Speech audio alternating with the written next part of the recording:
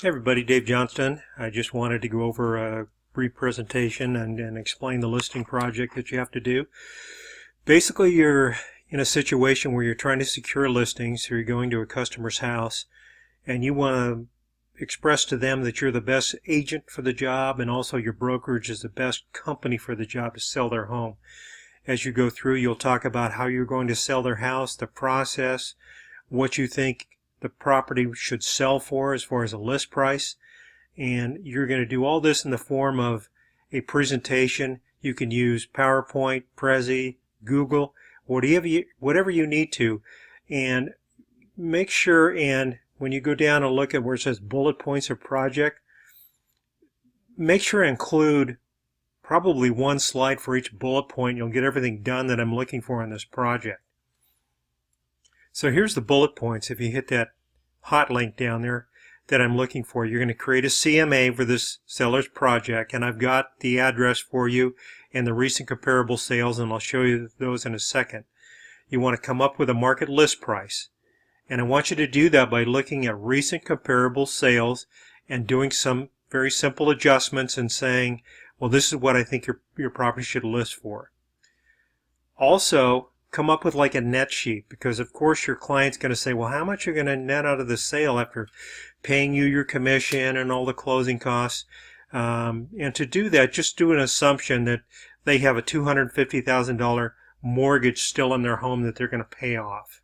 So go through and do a net out of that. You can come up with some estimated closing costs to put on there. Then I want you to briefly explain the listing process. You know, what happens once you take the listing? What do you do the next day? Do you get a stager to come in? Do you start marketing? Do you put the property in the MLS? Tell them what's going to happen during the next 30 days as you prepare to get their home sold. Then you can explain your role as a seller's agent. What are you going to do? I mean, what's your fiduciary responsibility to the seller? Come up with a marketing plan. And I want to see some visual things too. And I don't care if you go to the internet and use some examples and you can tell the seller, hey, this is what we've done in the past to sell properties. We put your listing in Facebook, in Instagram, wherever you put it. Show them and show me a picture of it. Just copy it off the internet and put it on there as a possible example. What I don't want you to do is just list everything and say, we put your property on Instagram, Twitter, and so on. I want to see some examples. And as far as AIDA and the process and the approach, don't define it. Use those principles in your presentation, but I do not want to see a slide listing what AIDA is. And then also discuss other media and marketing ideas you have to sell the property. Explain what exclusive authorization is. Explain what agency is. Explain what the code of ethics is and how you're bound to do your best to them using the golden rule. And also, once again, push yourself and your agency.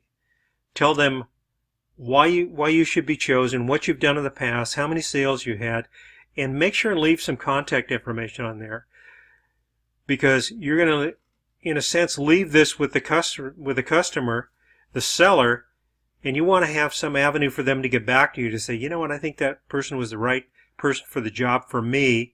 I'm going to call them back. Well, you want to have all your contact information and something about you on the presentation also. The listing I have down there too. Here's the listing of the property. It's not a listing, but it's in the title policy. It's kind of a deck page or a part of a title.